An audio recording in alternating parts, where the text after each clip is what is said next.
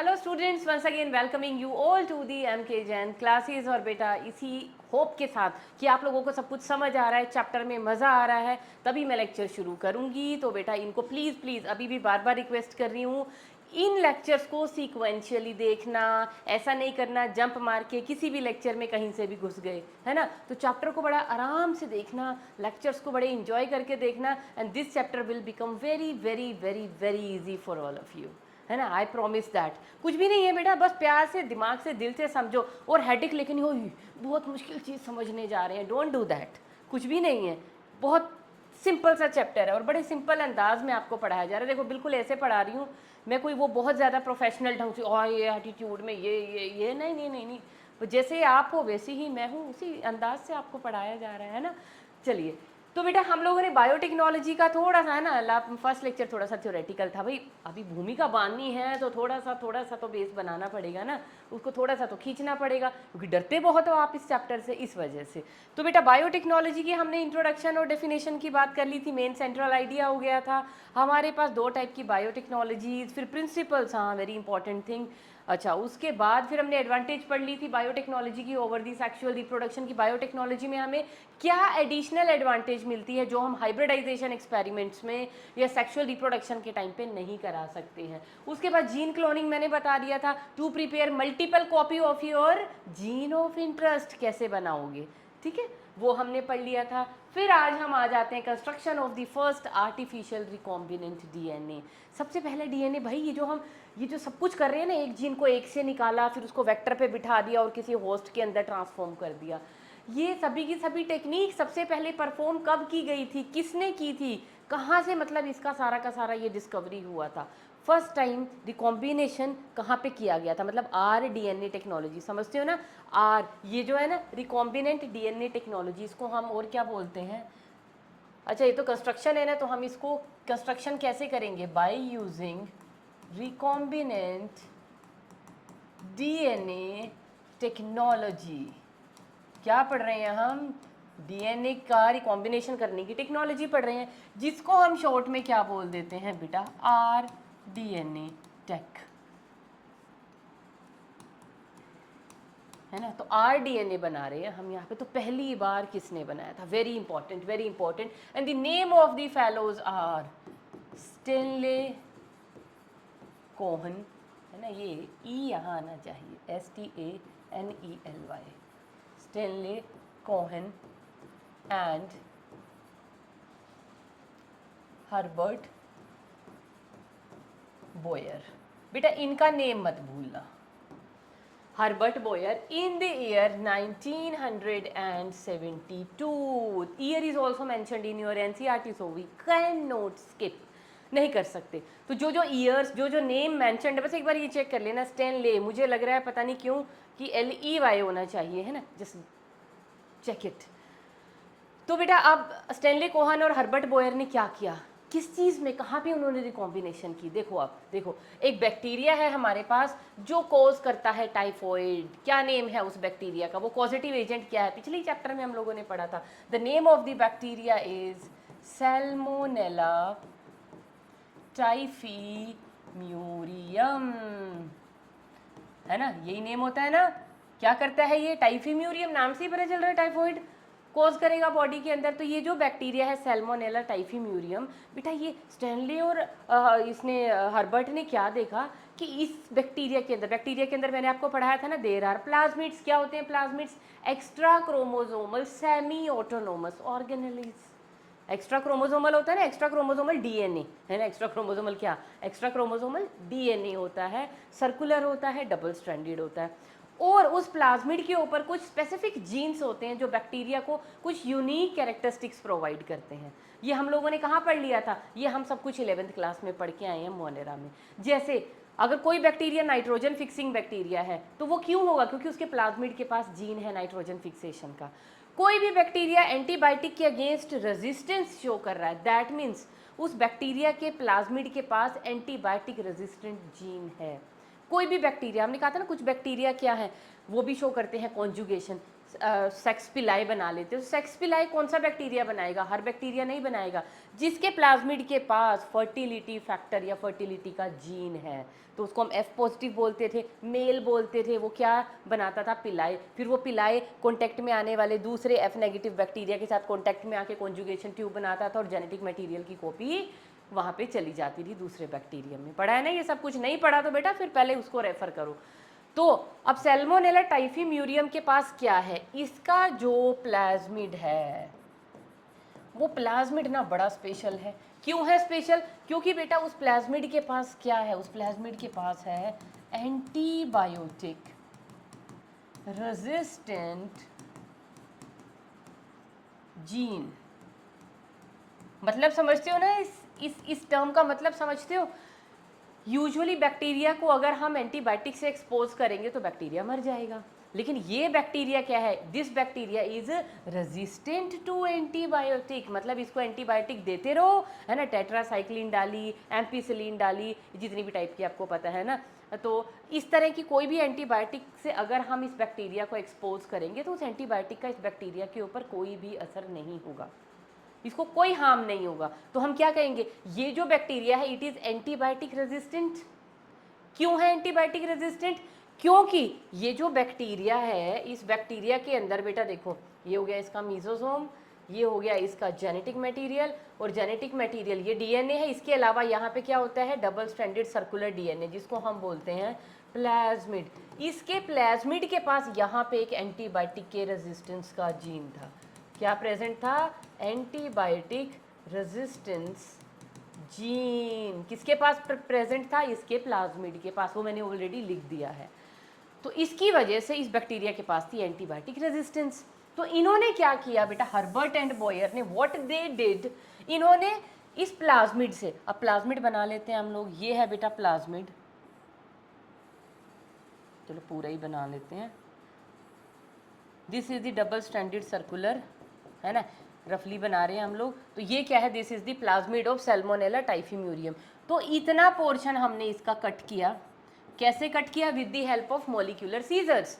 हमारे पास molecular biology में कुछ सीजर्स होती हैं। सीजर क्या होते हैं? We have certain type of enzymes जो डीएनए को कहीं से भी, किसी भी मॉलिक्यूल, किसी भी चेन को, बायोमोलिक्यूल को अगर आपने कहीं से भी कट करवाना है तो दे कैन कट।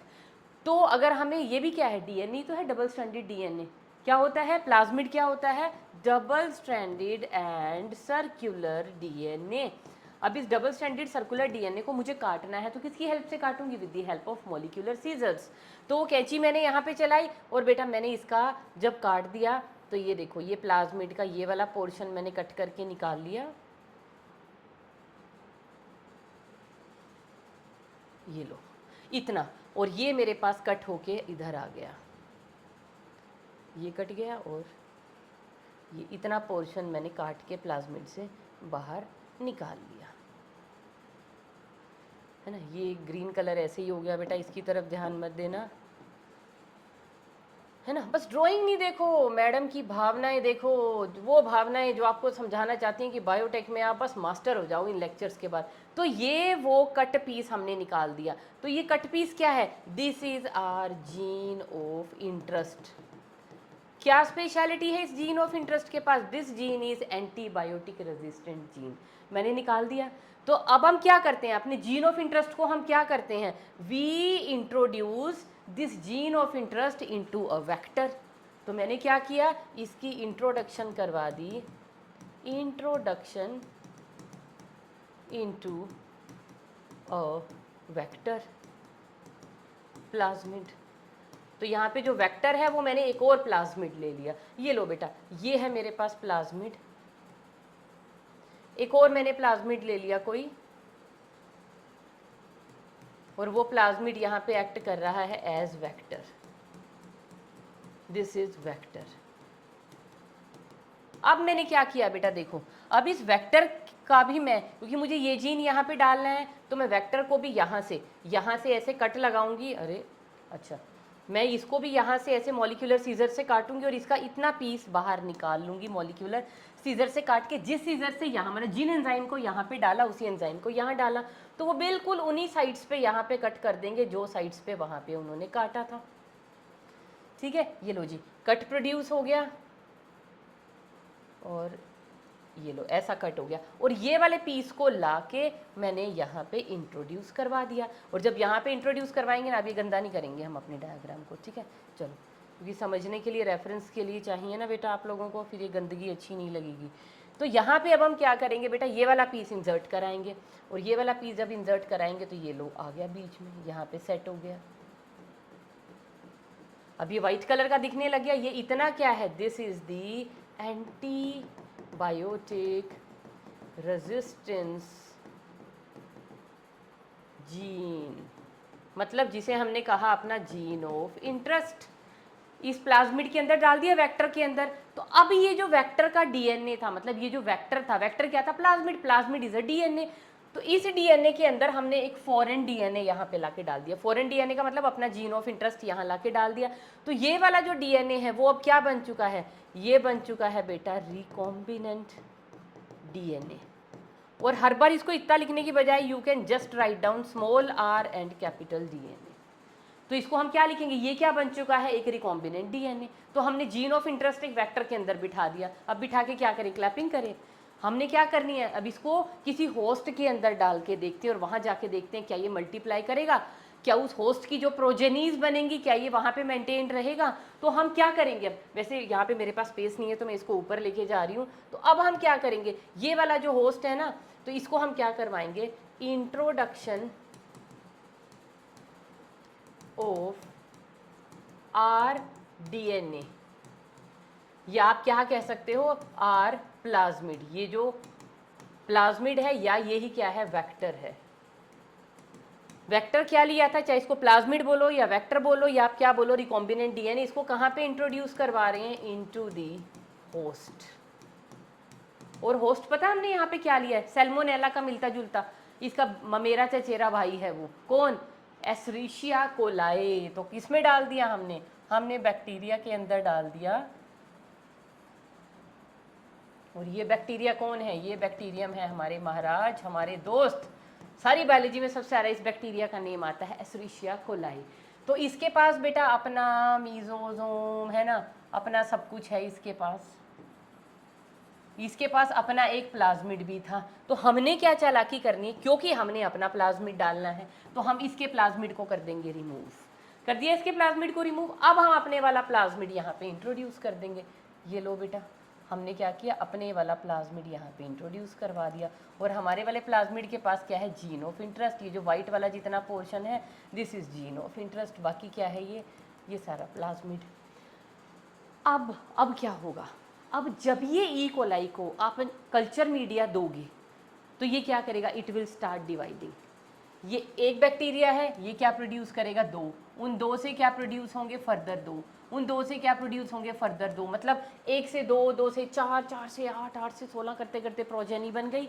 फिर उन प्रोजेनी की हम टेस्टिंग कर लेंगे, स्क्रीनिंग कर लेंगे, स्कैनिंग कर लेंगे कि क्या उसके अंदर ये जो जीन ऑफ इंटरेस्ट हमने डलवाया था, मतलब कि ये प्लाज्मिड, क्योंकि जब ये सेल रेप्लिकेट करेगा तो ये प्लाज्मिड भी रेप्लिकेट करेगा। और प्लाज्मिड रेप्लिकेट करेगा तो उसके साथ हमने कौन जोड़ा हुआ है, अपना जीन ऑफ इंटरेस्ट। मतलब जैसे ही ई कोलाई मल्टीप्लाई होगा, प्लाज्मिड भी मल्टीप्लाई होगा, और प्लाज्मिड के साथ ही कौन बैठा हुआ है, हमारा जीन ऑफ इंटरेस्ट, वो भी मल्टीप्लाई होगा। तो आपने प्रोजेनीज को स्क्रीनिंग करवा लेनी है, उनकी चेक कर लेना है कि क्या उनके अंदर हमारा जीन ऑफ इंटरेस्ट था। अगर वो है, इसका मतलब ये जीन हमारी प्रोजेनी में मेंटेन हो गया है, और हम इसको क्या बोलेंगे कि हमने इसको मेंटेन कर दिया है, क्योंकि ये हमारी प्रोजेनी के अंदर दिखाई दे रहा है। तो यहाँ तक का बेटा जो पार्ट था ना, यहाँ तक कि इसको हमने होस्ट के अंदर डाल दिया, और इस पोर्शन को बोलते पता है क्या है, इस स्टेप को हम क्या बोलते हैं, introduction into the host. Host में इसको डालना इज नोन एज ट्रांसफॉर्मेशन। क्या बोलते हैं, ट्रांसफॉर्मेशन। अगर अभी भी कुछ छूट रहा है ना बेटा, घबराना मत। ये टेक्निक तो अभी पता नहीं कितनी बार यहाँ पे अभी एक बार और बहुत डिटेल में इसको डिस्कस करेंगे। जो चीज़ें छूट गई वहाँ पे आप उनको पकड़ लोगे। तो हमारे पास था बैक्टीरिया सैल्मोनेला टाइफिम्यूरियम। इसके प्लाज्मिड के अंदर स्पेशलिटी थी, इसके पास एक स्पेशल जीन था।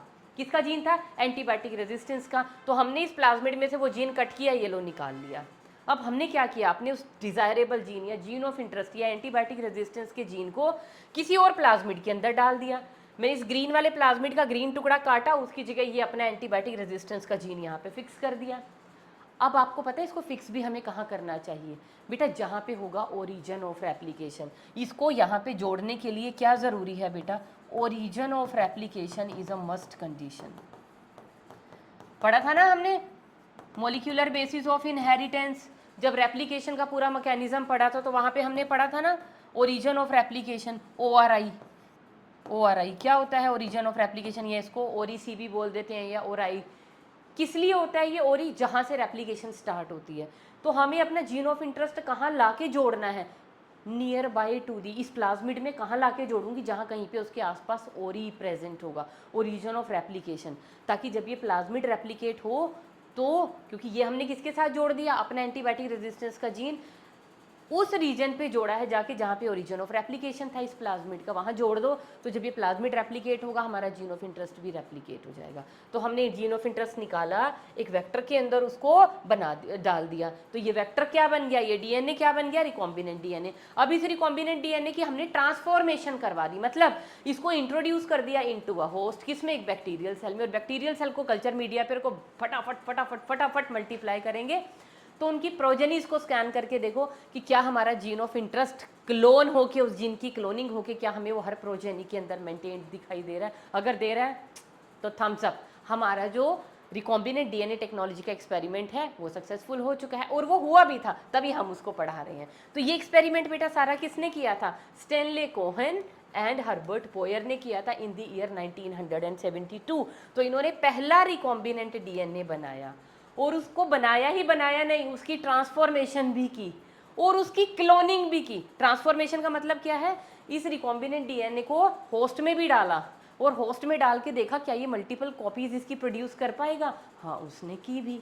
तो ये था बेटा हमारे पास rDNA टेक्नोलॉजी या रिकॉम्बिनेंट DNA टेक्नोलॉजी, जो फर्स्ट टाइम की गई थी by the Herbert Boyer and Stanley Cohen. एक ही, मतलब दो फेलोज के नेम है, स्टेनले कोहेन, हर्बर्ट बॉयर। 1972 कहाँ पे की थी, सैल्मोनेला टाइफीम्यूरियम के प्लाज्मिड के एंटीबायोटिक रेजिस्टेंस जीन पे, उसको निकाल के और एक प्लाज्मिड वेक्टर में डाला, और फिर उसको हमने डाल दिया ई कोलाई होस्ट के अंदर। गॉट इट, थम्स अप, बढ़िया ना। अब इसको समझ गए, बस यही तो टेक्नोलॉजी है, जो इसको समझ गए यही करना है हमने। जीन निकाला, वेक्टर में डाला, वेक्टर को उठा के होस्ट में डाला, बस। अभी थोड़ा टिपिकल होता चला जाएगा, लेकिन घबराना नहीं है। अब नेक्स्ट है बेटा basic step to create GMO। अब GMO का मीनिंग तो समझ गए ना, GMO का मतलब क्या है, जेनेटिकली मॉडिफाइड ऑर्गेनिजम्स। कौन है जेनेटिकली मॉडिफाइड ऑर्गेनिज्म, ये देखो, ये जो पीछे बना है ई कोलाई को मैंने क्या कर दिया, जेनेटिकली मॉडिफाई कर दिया। पहले इसके पास जो प्लाज्मिड था उसका वो सिंपल सा प्लाज्मिड निकाला, आहा पूरा तड़कता पड़कता, मतलब rDNA टेक्नोलॉजी वाला प्लाज्मिड इसके अंदर डाल दिया। तो अब ये ई कोलाई एम ही नहीं रहा, ये क्या बन गया, स्पेशल बन गया, क्योंकि इसके पास rDNA डाला है, एक स्पेशल जीन कैरी करने वाला प्लाज्मिड डाल दिया उसके पास। तो इस बैक्टीरिया में जिसमें पहले एंटीबायोटिक रेजिस्टेंस नहीं थी अब आ गई, तो ये स्पेशल बन गया ना। तो ये क्या बन गया, एक जेनेटिकली मॉडिफाइड ऑर्गेनिज्म बन गया। हमने इसको, इसका जो जीनोम है उसको मॉडिफाई कर दिया, इसको हमने जेनेटिकली मॉडिफाई कर दिया। क्यों किया, क्या मॉडिफिकेशन हुई बता सकते हो। पहले ये ई कोलाई बैक्टीरिया में एंटीबायोटिक रेजिस्टेंस नहीं थी, जब मैंने इसमें सैल्मोनेला टाइफीम्यूरियम से वो जीन निकाल के और इसके अंदर इंट्रोड्यूस करा दिया, तो ई कोलाई के अंदर क्या आ गई, एंटीबायोटिक रेजिस्टेंस आ गई। दैट मीन्स एंटीबायोटिक इसका मतलब क्या हुआ कि जो हमारा ई कोलाई है वो क्या हो गया, मॉडिफाई हो गया। कैसा मॉडिफाई हो गया, जेनेटिकली, हमने जीन्स डाल के उसको मॉडिफाई किया है, ठीक है। तो बेसिक स्टेप क्या है किसी भी जेनेटिकली मॉडिफाइड ऑर्गेनिज्म को बनाने के लिए, हमारी एनसीईआरटी के अंदर लिखा हुआ है बेटा, सबसे पहला स्टेप क्या होता है, identification of the desired DNA। Identification of desired DNA, कि कौन सा DNA। अब जैसे मेरा क्या था, मेरा डिजायर्ड DNA क्या था, या मेरा डिज़ायर्ड जीन क्या था। मैं इंटरेस्टेड, मतलब मैं नहीं, स्टैनली कोहन, हर्बर्ट बोयर किस चीज़ में इंटरेस्टेड थे, in this gene of interest, मतलब एंटीबायोटिक रेजिस्टेंस जीन में इंटरेस्टेड थे।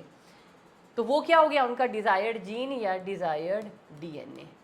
ठीक है, आइडेंटिफिकेशन हो गई। आइडेंटिफिकेशन के बाद क्या करेंगे, आइडेंटिफाई करके क्या करेंगे, उसको इंट्रोड्यूस भी तो करेंगे। तो इंट्रोडक्शन ऑफ दिस डीएनए या जो भी आपने gene, DNA gene one is the same thing, into a host. Host के अंदर डाल दिया। होस्ट के अंदर डालने के बाद क्या करेंगे, होस्ट के अंदर डालने के बाद बेटा उसको मेंटेन करेंगे वहाँ पे, सो दैट ये जीन उसकी प्रोजेनीज के अंदर भी दिखाई देगा। मेंटेनेंस या maintaining this DNA into the progenies of host। कि सबसे पहले तो आप देखो आपका जीन ऑफ इंटरेस्ट क्या है, क्या जीन है जो आपको दूसरे में दिखाई दे रहा है, आपको लगता है वो चाहिए, वो निकालना है। वो निकाला, उसको एक होस्ट के अंदर डाल दिया, जैसे हमने सैल्मोनेला का जीन निकाला और ई कोलाई के अंदर डाल दिया। बीच का प्रोसेस बस हम मोटा मोटा लिख रहे हैं, स्टेप्स लिख रहे हैं। तो पहचाना जीन को कौन सा चाहिए और किस में डालना है, वो होता है होस्ट। तो जीन को निकाला, होस्ट में डाला। होस्ट में डालने के बाद ये स्टेप क्या है, वहाँ पे ये जो जीन होस्ट में डाला है तो हमें मेंटेन भी करना है कि उसकी प्रोजेनीज के अंदर भी ये जीन मेंटेन रहे। ऐसा थोड़ी है कि अब जैसे मैंने कहा था, मुझे किसी की अगर सपोज करो हाइट का जीन चाहिए, वैसे मैं छोटी नहीं हूँ, है ना, हाइट मेरी ठीक है, मीडियोकर लोगों में आती है, हम 5'4", तो छोटा मत समझना कि मैडम बेचारे तरस रहे हैं हाइट के लिए। वैसे ही एक एग्जांपल ले लिए, चलो उसको छोड़ो, हाइट में तो हाइट ही दूँ। तो एक काम करते हैं, हम आइज़ का जीन ले लेते हैं। सपोज करो मुझे किसी की ब्लू आइज़ दिखें तो मेरा दिल करेगा यार मेरी भी ब्लू आइज़ हो, मेरी क्या हो, मेरी आगे जितनी 7 पीढ़ियाँ हों सारे बच्चों की ब्लू आइज़ हों। तो मैं क्या कोशिश करूँगी, ये ब्लू आइज़ का जीन, ये हो गया जीन ऑफ इंटरेस्ट या डिज़ायर्ड जीन, निकाला मैंने अपने अंदर डलवा लिया। मेरे अंदर तो कैरेक्टर आया भी, अब मेरे अंदर आया, मैं क्या हूँ, मैं तो मॉर्टल हूँ, मर जाऊँगी। फिर मेरी आगे 7 पुश्तें क्या करेंगी, मैं तो चाहती थी मेरे बच्चों में, मेरे पोता पोती में, और वो सब जितने होते हैं ना, ग्रैंड डॉटर ग्रैंड सन, सब के अंदर ये जीन आ जाए। तो मैं चाहूँगी ना वो जीन मेरे अंदर मेंटेन रहे, ताकि मेरे थ्रू मेरी प्रोजेनीज के अंदर भी वो मेंटेन रहे। तो सिर्फ जीन को पहचान के दूसरे में डालना नहीं है, उसकी प्रोजेनीज में भी उसको मेंटेन करना है, ताकि उसकी आने वाली प्रोजेनीज भी सारी की सारी ब्लू आइड हो, ब्यूटीफुल आइज़ हों। वैसे ब्लैक भी ब्यूटीफुल आइज़ होती हैं, ब्राउन भी होती है, सभी होती हैं। सिर्फ क्योंकि ये बहुत कम ट्रेट है ना बेटा, ब्लू ट्रेट बड़ा रेयर है, और कोई भी चीज़ रेयर है तो हम लोग सब उसकी तरफ भागते हैं, है ना। जैसे इंडिया में हम लोग किसकी तरफ भागते हैं, गोरा रंग, ये वाली क्रीम लगाओ, फेयरनेस क्रीम लगाओ, फलाना लगाओ, ढिमकाना, कुछ नहीं होता, सब कुछ नहीं है। हर इंसान अपने अंदर अपने आप में बहुत ज़्यादा ब्यूटीफुल है।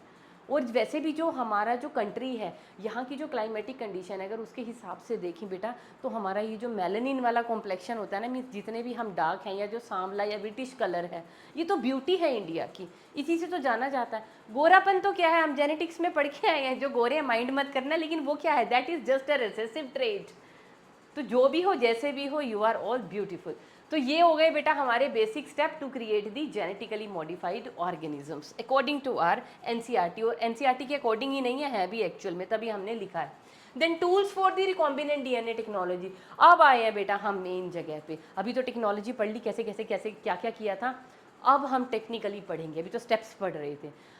अब किसी भी टेक्नोलॉजी को अगर आपको पढ़ना है तो उस टेक्नोलॉजी में ज़रूरत पड़ने वाले टूल्स भी तो आप पढ़ोगे। जैसे आप लैब में जाते हो, कोई एक्सपेरिमेंट करते हो, तो पहले उसकी सारी रिक्वायरमेंट, उससे रिलेटेड जो भी अपैरेटस है उसको इकट्ठा करके अपने पास रख लेते हो ना प्लेटफॉर्म पे, है ना। सपोज केमिस्ट्री का एक्सपेरिमेंट कर रहे हो, ब्यूरेट चाहिए, टाइट्रेशन कर रहे हो, सपोज ब्यूरेट चाहिए, पिपेट चाहिए, एक इंडिकेटर चाहिए, है ना, और वो जो भी आपको beaker flask what ever you need, तो आप सब कुछ जुटा के पहले वो रखते हो ना, then you start the experiment.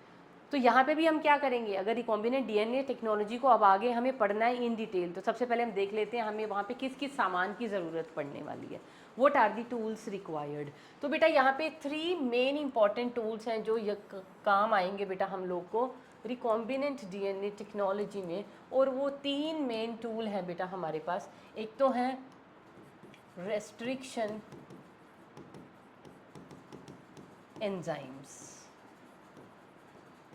पहला टूल क्या है, रेस्ट्रिक्शन एंजाइम्स। दूसरा टूल क्या है, ये रेस्ट्रिक्शन एंजाइम्स क्या है, इनको हम और क्या बोलते हैं, these are known as the molecular scissors, जिनको अभी तक हम बोल रहे थे ना, यहाँ से काट देंगे, यहाँ से काट देंगे। अब वो काटेंगे कैसे, किस चीज़ से कटेंगे, वो एंजाइम इतने स्पेशल क्यों हैं कि उनका नाम ही बड़ा स्पेशल है, रेस्ट्रिक्शन एंजाइम्स, इनके बारे में पढ़ेंगे। दूसरा टूल जो हमें चाहिए, we need a competent vector, कि जब हमने मॉलिक्यूलर सीजर्स का यूज़ करके अपने डिज़ायर्ड जीन को निकाल लिया जीनोम से, फिर उसको डायरेक्ट होस्ट में डालने से पहले भी नीड अ कॉम्पिटेंट वेक्टर। तो वो वेक्टर हो गया। वो वेक्टर क्या क्या हो सकते हैं, वेक्टर की क्या प्रॉपर्टी होती है और किन किन चीज़ों को हम एज वेक्टर इस्तेमाल कर सकते हैं, वो जब हम वेक्टर को डिटेल में पढ़ेंगे वहाँ पढ़ेंगे। देन थर्ड हमारे पास है बेटा होस्ट, जिसके अंदर हमें इंट्रोड्यूस कराना। अब ये थोड़ी सा जिस मर्जी चीज़ के अंदर, मैं तो ऐसे ही बोल रही थी, आपसे निकाला मेरे अंदर डाल दिया, इधर से जीन निकाला, ठीक है पॉसिबल है, जीन थेरेपीज़ वगैरह सब पॉसिबल है आज के टाइम में। लेकिन जब हम लैब में इसको प्रोडक्ट्स के लिए, प्रोसेसेस के लिए, सर्विसेज के लिए करा रहे हैं, तो होस्ट भी ऐसे होने चाहिए जहाँ पे फटाफट मल्टीप्लिकेशन हो और हमें प्रोडक्ट्स का ज़्यादा से ज़्यादा कॉपीज़ हमें मिलें। क्योंकि हम अब सपोज़ कीजिए हम इंसुलिन बनवाना चाह रहे हैं जेनेटिक इंजीनियरिंग से, तो उसको ऐसे होस्ट में डालेंगे ना जो होस्ट फटाफट मल्टीप्लाई करता है। लाइक ई कोलाई में डालूंगी मैं इंसुलिन के जीन को, तो इंसुलिन के जीन को ई कोलाई में मैंने ट्रांसफॉर्म करवा दिया, और वहाँ पे जब उस जैसे जैसे ई कोलाई फटाफट से मल्टीप्लाई करेगा, वैसे वैसे मेरा जीन मल्टीप्लाई होगा, और वहाँ से मैं उस प्रोडक्ट को निकाल लूँगी। तो कितना सारे अमाउंट में मेरे पास प्रोडक्ट आ गया।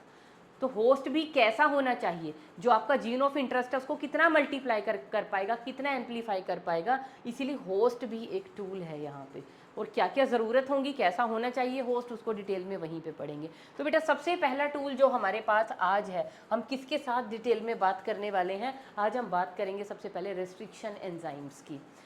और ये रेस्ट्रिक्शन एंजाइम होते क्या है, पता क्या होते हैं, कुछ नहीं है, ये ज़्यादा घबराना नहीं है, इसे डरना नहीं है। These enzymes are the nucleases. Enzyme ऐसे कौन से स्पेशल एंजाइम है भाई जो हम पढ़ के नहीं आए, एंजाइम में पूरा चैप्टर हम लोगों ने पढ़ा है, तो हम इनसे क्यों डरें। कौन से हैं ये, न्यूक्लिएजेस। लाइपेजेस क्या करते हैं, डाइजेस्ट दी लिपिड्स, है ना। एमाइलेजेस क्या करते हैं, डाइजेस्ट दी स्टार्च।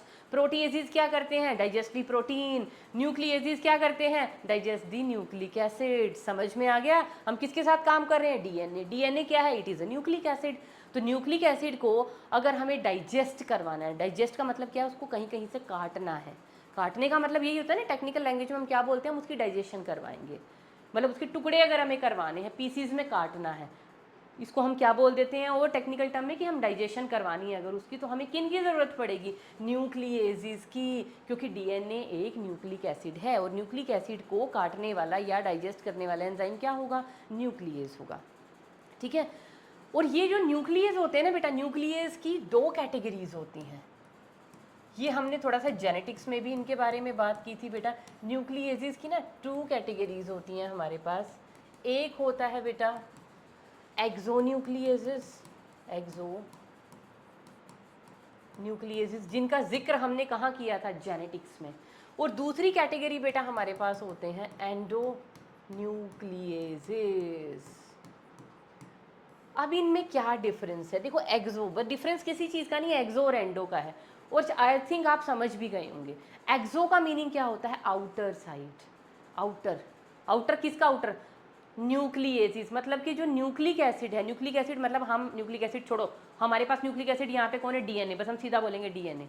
तो हमारा न्यूक्लिक एसिड है डीएनए, तो हमारे डीएनए को ये एक्सो, एक्सो का मतलब एक्सटर्नल, एक्सटर्नल का मतलब टर्मिनल एंड्स पे काटेगा।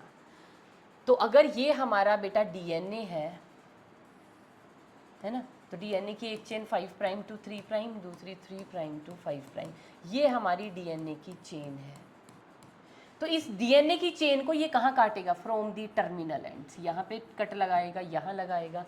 तो कहाँ पे कट करेगा, साइड से। मतलब डीएनए किस चीज़ का बना हुआ है, एक nucleotide, another nucleotide, another another another another, ऐसे ही जुड़ा हुआ है ना। फिर ये न्यूक्लियोटाइड, ये ऐसे, ये न्यूक्लियोटाइड है ना, आपस में इनमें क्या बने हुए हैं, हाइड्रोजन बॉन्डिंग से जुड़े हुए हैं, ये स्ट्रक्चर आ गया।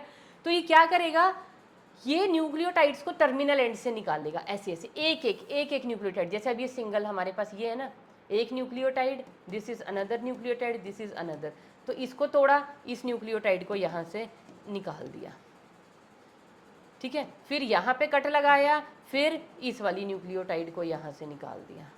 तो ऐसे एक एक साइड में से, जैसे कहते हैं ना माला गार्लैंड है, उसका एक एक मोती हम साइड से निकालना शुरू कर दिया दोनों एंड से।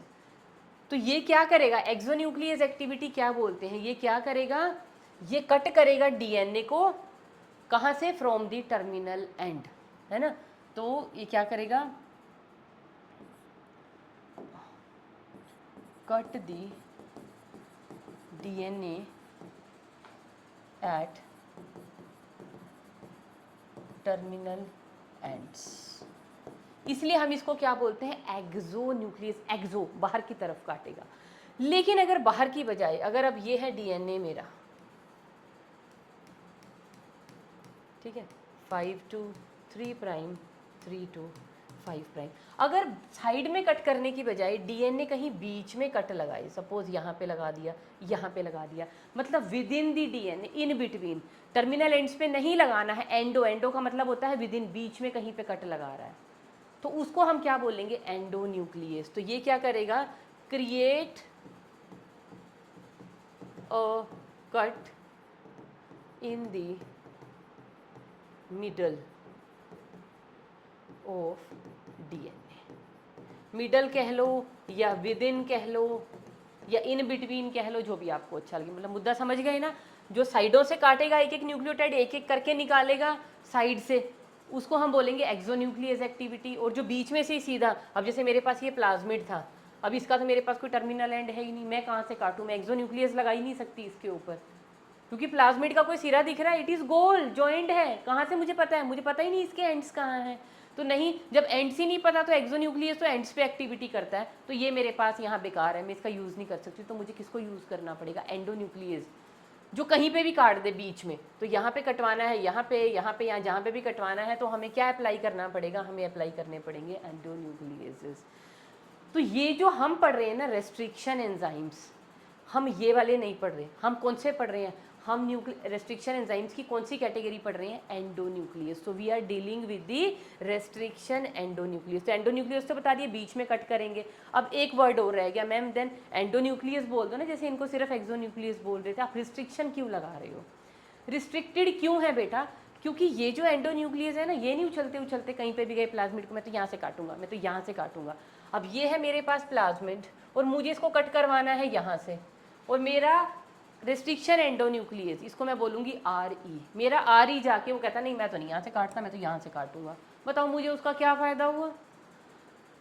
तो ऐसे काम नहीं करता एंडोन्यूक्लियस। ये कैसे काम करते हैं, रिस्ट्रिक्शन में। रिस्ट्रिक्शन का मतलब क्या है, हमारे पास ना बेटा अराउंड 900 रिस्ट्रिक्शन एंडोन्यूक्लियसेस हैं टिल डेट। तो वो 900 रेस्ट्रिक्शन एंडोन्यूक्लियस की अपनी अपनी स्पेसिफिक साइट है जहाँ पे जाके वो कट करते हैं। समझ में आया, ऐसे नहीं है गए मैंने कि यहाँ पे कट लगाना है या यहाँ पे लगाना है, नहीं नहीं नहीं नहीं, मुझे पहले देखना पड़ेगा, वो साइट देखनी पड़ेगी कि वहाँ पे डीएनए के क्या क्या न्यूक्लियोटाइड बेस पेयर्स आ रहे हैं, और वो न्यूक्लियोटाइड बेस पेयर को मैं देख के फिर देखूंगी कि मुझे यहाँ कट लगाने के लिए 900 में से कौन सा रेस्ट्रिक्शन एंजाइम यूज़ करना है, कि इस स्पेसिफिक सीक्वेंस पे कट लगाने के लिए मेरा कौन सा स्पेसिफिक रेस्ट्रिक्शन एंडोन्यूक्लियस है, मैं उसको पूल में से ढूंढ के लाऊंगी और उसको छोड़ दूंगी कि भैया आप काटो, तो वो मेरी उसी जगह पे काटेगा जहाँ मुझे कटवाना है, क्योंकि उसी जगह वाला रेस्ट्रिक्शन एंडोन्यूक्लियस डाला है। तो हर एक रेस्ट्रिक्शन एंडोन्यूक्लियस की अपनी एक स्पेसिफिक रिकॉग्निशन साइट होती है, वो उसको पहले ढूंढेगा कि मैं तो इसको काटना जानता हूँ, अगर मुझे छोड़ा है तो मैं तो वहीं काट के आऊँगा। सपोज टी और सी के बीच में काटना जानता हूँ तो टी और सी के बीच में काट के आऊँगा। अगर आपको जी और ए के बीच में कट लगाने तो जी और ए का दूसरा रेस्ट्रिक्शन एंडोन्यूक्लियस है, भाई उसको बुलाओ, अपने को ये काम नहीं आता। तो जो जिन भी बेस पेयर्स के बीच में आपने कट लगवाना है, बस उसी के स्पेसिफिक रेस्ट्रिक्शन एंडोन्यूक्लियस को हम लेके आएंगे। तो क्योंकि इनका एक्शन क्या है, रिस्ट्रिक्टेड है, स्पेसिफिक साइट पे कट करेंगे, इसलिए इनका नेम क्या है, रिस्ट्रिक्शन एंडोन्यूक्लियसेस। तो रिस्ट्रिक्शन का मीनिंग क्यों क्या है यहाँ पे, कट है ना, produce a cut at a specific site, इसीलिए हम इनको बोलते हैं बेटा रेस्ट्रिक्शन एंजाइम। तो ये रिस्ट्रिक्शन क्यों है, क्योंकि ये पर्टिकुलर स्पेसिफिक जगह पे ही कट लगाएंगे। ठीक है, चलो ये तो हो गया रेस्ट्रिक्शन एंजाइम के बारे में। अब रेस्ट्रिक्शन एंजाइम के बारे में ना इतना पढ़ने का कोई फ़ायदा नहीं है। क्या हमें मेन चीज़ पढ़नी है, हमें ये पढ़ना है कि पहला रेस्ट्रिक्शन एंजाइम कौन सा था जो आइसोलेट किया गया था। और ये आइसोलेशन भी छोड़ दो अभी, ये पहला रिस्ट्रिक्शन एंजाइम ये डिस्कवर कब हुए कि ये ऐसे बीच में काट सकते हैं, ये एक्टिविटी सबसे पहले कैसे डिस्कवर हुई, किसने डिस्कवर की? तो इसके बारे में बेटा पहले अब हम लोग बात कर लेते हैं। ये जो पहले रिस्ट्रिक्शन एंजाइम्स थे ना बेटा, ये डिस्कवर हुए थे विद इन प्रोकैरियोट्स, और प्रोकैरियोट्स में भी बैक्टीरिया ही होते हैं ना, तो कहाँ पे डिस्कवर हुए थे? ये जो बैक्टीरिया होते हैं ना प्रोकैरियोट, इनके पास ये एंजाइम्स, हमारे लिए डिस्कवरी थी, लेकिन इनके लिए, बैक्टीरिया के लिए, ये तो भैया इनबॉर्न गॉड ने तो हमें पहले ही दे के भेजे हुए हैं। क्यों दे के भेजे हुए हैं? इनकी ग्रोथ के लिए बहुत ज़रूरी है, very must for their growth. किन की ग्रोथ के लिए? बैक्टीरिया की ग्रोथ के लिए। क्यों? क्योंकि ये बैक्टीरिया को क्या प्रोवाइड करते हैं? Bacteriophage growth restriction. किस चीज़ के लिए रिस्पॉन्सिबल है?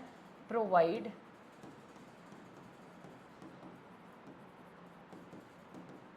Bacteriophage growth restriction within bacterial cell। Bacteria में भगवान ने इनको क्यों दिया हुआ? अब सुनना, ध्यान से सुनना। अब बेटा बैक्टीरियोफेज सबको पता है ना क्या होता है? What is bacteriophage? बेटा that virus which attacks bacteria, virus that attacks bacteria, तो उसको हम क्या बोलते हैं? बैक्टीरियोफेज। फेज का मीनिंग क्या होता है? वायरस, और बैक्टीरियो मीन्स जो बैक्टीरिया को अटैक करे। तो ये है बेटा अपने पास एक बैक्टीरियल सेल। अब इस बैक्टीरियल सेल के ऊपर आके बैठ गया बेटा एक वायरस, ठीक है, और ये वायरस का है जेनेटिक मटेरियल, और ये हमने वायरस का भी बना लेना है अंदर जेनेटिक मटेरियल। ये है वायरस का, सॉरी बैक्टीरिया का जेनेटिक मटेरियल येलो कलर का, वाइट कलर का किसका है? बैक्टीरियोफेज का। तो ये चीज़ हमने क्या बनाई है? This is the bacteriophage. पहचान गए होंगे ना, आप तो 12th क्लास में हो, 12th में भी आधी से ज़्यादा क्लास निकल चुकी है, तो बैक्टीरियोफेज को हमें आइडेंटिफाई करना आना चाहिए, पता होना चाहिए फेज होता क्या है। और ये है हमारी होस्ट सेल। आपको पता है जब भी वायरस बैक्टीरिया के ऊपर बैठ रहा है, मतलब उसको अटैक करने जा रहा है, तो क्या करेगा? वो अपना जेनेटिक मटेरियल इसके अंदर इंसर्ट कर देता है। फिर क्या करेगा? बैक्टीरियल सेल की तो बेचारे की डेथ हो जाएगी। क्यों? क्योंकि वायरस वहाँ किस लिए जा रहा है? खुद तो नॉन लिविंग है, अपनी मशीनरी को खुद चला के अपने आप अपने जेनेटिक मटेरियल को तो मतलब अपना नंबर मल्टीप्लाई नहीं कर सकता। तो जब भी इसको मल्टीप्लाई करना है तो वायरस को किसकी ज़रूरत होती है? एक होस्ट की। तो होस्ट अब की बार इसने किसको बनाया? बैक्टीरियल सेल को। इसीलिए हम इसको क्या बोल रहे हैं? बैक्टीरियोफेज। तो ये बैक्टीरियोफेज क्या करेगा? खुद सारा अंदर नहीं जाता, अपने जीनोम को अंदर भेज देगा, और जब अंदर भेज दिया तो वो जीनोम क्या करेगा? वो बैक्टीरिया के इस जीनोम के साथ अपने आप को अटैच कर लेगा। जैसे जैसे बैक्टीरिया का जीनोम मल्टीप्लाई होगा, ये भी मल्टीप्लाई होगा, और ये बैक्टीरिया के जीनोम, बैक्टीरिया की मशीनरी को यूज़ कर करके अपनी मल्टीपल कॉपीज़ बना लेगा। कौन बना लेगा? वायरस का जीनोम, मतलब इसका डीएनए। फिर डीएनए से क्या बन जाएंगे? आरएनए, उसे बना लेगा ये अपने प्रोटीन, और उन प्रोटीन से अपनी कैप्सिड बनाएगा, अपना डीएनए उसके अंदर डालेगा, बैक्टीरियल सेल को बस्ट करेगा, और बहुत सारे वायरस बाहर आ जाएंगे। ये सारे लिटिक लाइसोजेनिक साइकिल हम 11th में पढ़ चुके हैं, ठीक है। तो अब यहाँ पे क्या करना है बेटा? हाँ, ये जो नेचर ने बैक्टीरिया को ये जो रिस्ट्रिक्शन एंजाइम दिए हैं, क्या दिए हैं? एज गिफ्ट दिए हैं, इन जैसे इन्वेडर से बचाने के लिए, कि अगर इन केस वायरस आपको अटैक करने आ भी रहा है तो आपके पास एक डिफेंस मैकेनिज्म है। तो बैक्टीरिया के पास कैसे प्रेजेंट है restriction enzyme? As defense mechanism. क्या प्रोवाइड करता है? डिफेंस मैकेनिज्म प्रोवाइड करता है बैक्टीरिया को रेस्ट्रिक्शन एंजाइम। तो ये रेस्ट्रिक्शन एंजाइम अगर बैक्टीरिया के अंदर बैठे हुए हैं, ये बैठे हैं जी रेस्ट्रिक्शन एंजाइम्स, क्या है ये? RE। अब आने वाला है मज़ा। क्यों? आने दो अब वायरस के जीनोम को अंदर। जैसे ही वायरस का जीनोम यहाँ पे अंदर एंटर हो गया, यहाँ पे आ गया, ये लो, ठीक है, ये क्या है? This is the viral genome. ये जो हमारे रेस्ट्रिक्शन एंडोन्यूक्लियस है ना बेटा, उसको कट कर देंगे एट सेवरल प्लेसेस। तो वायरल जीनोम में क्या करेगा? RE induces cuts with in viral genome, और जिससे ये वायरल जीनोम क्या हो जाएगा? डैमेज हो जाएगा। डैमेज हो जाएगा तो could not affect bacterial cell. तो हमारे रेस्ट्रिक्शन एंडोन्यूक्लियस ने इसको काट दिया। तो आपके दिमाग में यहाँ से एक क्वेश्चन और आना चाहिए कि मैडम रेस्ट्रिक्शन एंडोन्यूक्लियस अगर काट देते हैं किसी भी जीनोम को, तो पहले तो इनका अपना जीनोम अंदर पड़ा हुआ है, इसको क्यों नहीं कट कर रही है, इसमें क्यों नहीं कट लगा रहे? क्योंकि बेटा यहाँ रेस्ट्रिक्शन एंडोन्यूक्लियस हैं दो टाइप के। एक रेस्ट्रिक्शन एंडोन्यूक्लियस तो क्या करवा रहा है, मिथाइलेशन ऑफ ओन जीनोम, अपना जो डीएनए है ना उसके आसपास आसपास आसपास मिथाइलेटेड ग्रुप लगा दिए। अब ये है अपना डीएनए, ठीक है, उसके आसपास यहाँ यहाँ यहाँ यहाँ यहाँ हर जगह ना, मतलब यहाँ बॉन्ड्स के साथ है ना, यहाँ पे हर जगह क्या लगा दिए, दोनों साइड क्या लगा दिए, मिथाइल ग्रुप्स की चेन बना दी है। Green green green green colour के क्या हैं, all these are methyl groups. तो मिथाइल ग्रुप से प्रोटेक्ट कर दिया।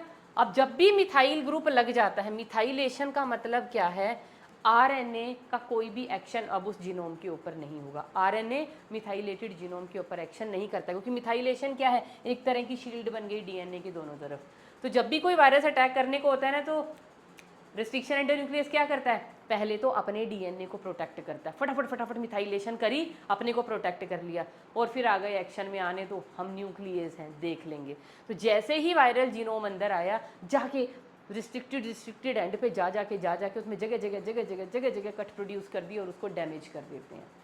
कर तो वो अपने को भी सकता था, क्योंकि वो ब्लाइंड हो जाता है एक्शन के टाइम पे, बस आने दो सामने जो आ रहा आज उसको मार के छोड़ेंगे। लेकिन अपने को उसने ऑलरेडी प्रोटेक्ट कर दिया, कैसे, bye means of the methylation. समझ आ गया? तो बैक्टीरिया में किस तरह से प्रेजेंट है restriction enzyme, as defense mechanism. तो बेटा हमारे पास यहाँ पे कुछ फेलोज थे, 3 हैं, उनका नेम अभी लिखेंगे हम।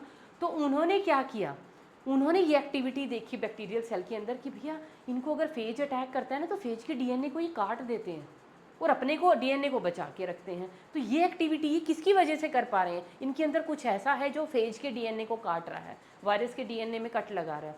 तो वो चीज़ क्या हो सकती है? तो जब उन्होंने उसको देखा, उसका एक्शन पहचाना सब कुछ, तो उन्होंने उसको क्या बोला, मॉलिक्यूलर सीजर्स कि, और भैया ये जो कट लगा रहे हैं ये बड़ी स्पेसिफिक सी साइट पे लगा रहे हैं, रिस्ट्रिक्टेड साइट पे कट लगा रहे हैं। तो इन्होंने कहा ये है रेस्ट्रिक्शन न्यूक्लियेजेस। लेकिन इन बिटवीन कट कहीं कहीं कट लगाए हैं, तो कौन से न्यूक्लियस, रेस्ट्रिक्शन एंडोन्यूक्लियस। तो यहाँ पे बैक्टीरिया के अंदर सबसे पहले डिस्कवर किए गए थे क्या, रेस्ट्रिक्शन एंडोन्यूक्लियस। तो ये चीज़ किससे रिलेटेड है, discovery of the restriction endonucleases. तो किस में डिस्कवर हुए थे, बैक्टीरिया में, नहीं भूलोगे ना आप कभी भी। तो बैक्टीरिया में एज डिफेंस मैकेनिज्म ये प्रेजेंट थे। तो इस एक्शन को देखा गया इन द ईयर